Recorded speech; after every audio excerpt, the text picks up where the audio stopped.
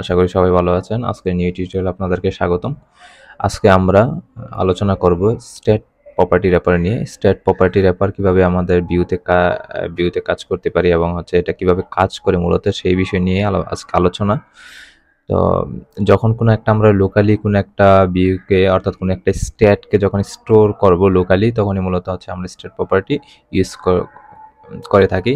এখন এটা টোটালি বোঝার জন্য প্রথমে আমি দুইটা হচ্ছে প্রপার্টি নিয়ে নিচ্ছি। স্ট্যাট প্রপার্টি, সাপোজ প্রথমে একটা আমি নিয়ে নিলাম স্ট্যাট স্ট্যাট। এখন হচ্ছে আমি যেহেতু এটা লোকালি কাজ করে, এজন্য হচ্ছে অ্যাক্সেস মডিফায়ার আমি ইউজ করব প্রাইভেট, যেন আমার এই স্ট্যাট প্রপার্টিটাকে বাহির থেকে অ্যাক্সেস না করা যায়। তাহলে আমি এখানে দিয়ে দিচ্ছি প্রাইভেট স্ট্যাট প্রাইভেট বার। এখানে প্রথমে একটা লিখলাম ওয়াইফাই এনেবল, এটা টাইপ হবে বুলিয়ান। আমি এখানে বল দিলাম, ইকুয়াল দিলাম ট্রু। আর একটা আমি স্ট্যাট নিয়ে নিব, স্ট্যাট প্রাইভেট বার, এটা দিলাম ইউজার নেম। এটা টাইপ হবে স্ট্রিং, যেটা কিনা এমটি স্ট্রিং দিয়ে দিলাম।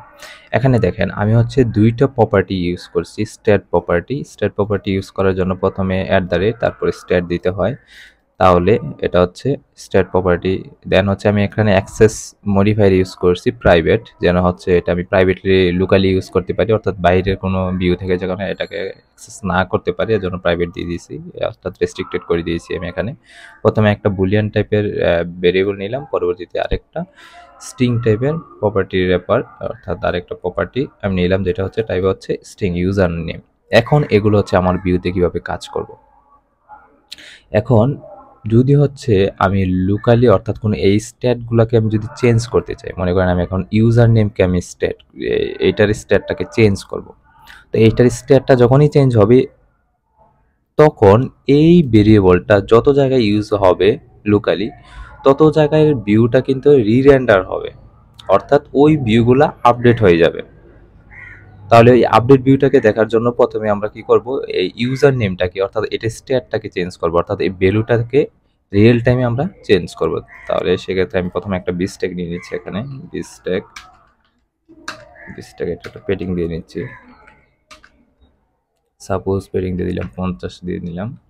এখানে আমি একটা কি নিব, এখন একটা টেক্সট ফিল্ড নিব, টেক্সট ফিল্ড যেটার মধ্যে আমি হচ্ছে আমার যেই টেক্সটটা সেটা ইনপুট দিব রিয়েল টাইমে, যেটা কিনা হচ্ছে বাইন।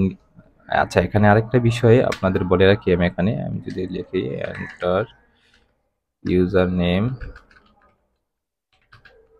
আর এখানে হচ্ছে দেখেন, এখানে হচ্ছে বাইন্ডিং এর বিষয়ে আমরা পরবর্তীতে আলোচনা করব। এখানে জাস্ট হতে এতটুকু জেনে রাখেন, যখন কোন একটা স্ট্যাট প্রপার্টিতে আমরা রিয়েল টাইমে কোনো কিছু আপডেট করতে চাই, অর্থাৎ এখানে আমি যাই লিখবো, টেক্সট ফিল্ডে যাই লিখবো, ওই ভ্যালুটা রিয়েল টাইমে যখন কোনো একটা প্রপার্টিস আমি অ্যাড করতে চাই, তখন আমাদেরকে বাইন্ডিং ইউজ করতে হয়, অর্থাৎ বাইন্ড করে দিতে হয়। যে বাইন্ড করে যখন দিব কোনো একটা প্রপার্টিসকে, তখন কি হবে, যখনই কোনো একটা ভিউ আপডেট হবে, সে অটোমেটিকলি তার স্টেটটা চেঞ্জ করে ফেলবে। এখন বাইন্ডিং করার জন্য প্রথমে আমাকে $সাইন দিতে হবে, তারপরে যেই প্রপার্টির মধ্যে আমি বাইন্ড করতে চাই ওই প্রপার্টিটা এখানে দিতে হবে। কোথায় আমি বাইন্ড করতে চাই, আমি চাচ্ছি যে এই ইউজার নেমের মধ্যে বাইন্ড করার জন্য, অর্থাৎ আমি এই টেক্সট ফিল্ডের মধ্যে যাই এন্টার করব, এটা কোথায় বাইন্ড হবে, ইউজার নেমের মধ্যে। তাহলে আমি এখানে দিয়ে দিব ইউজার নেম। তাহলে এই প্রপার্টিসে যখনই আমি কোনো কিছু চেঞ্জ করব, তখন কি হবে, বাইন্ড হবে কোথায়,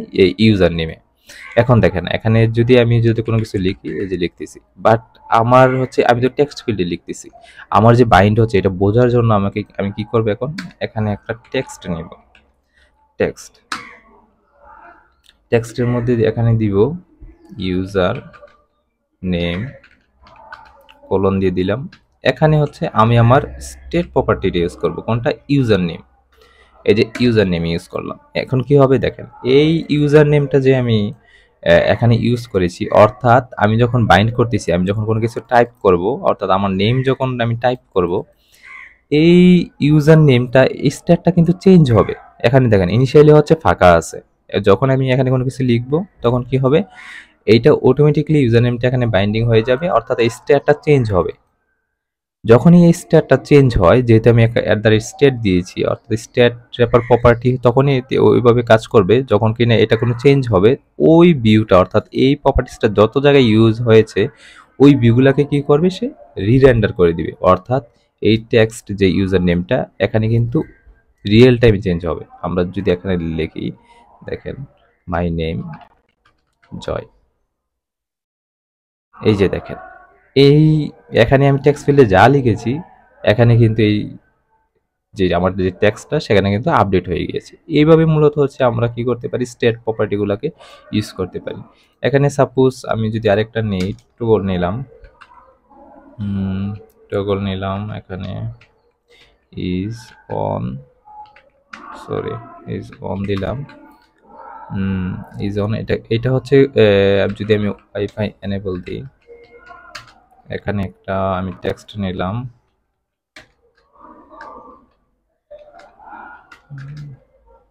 এনেবল ওয়াইফাই,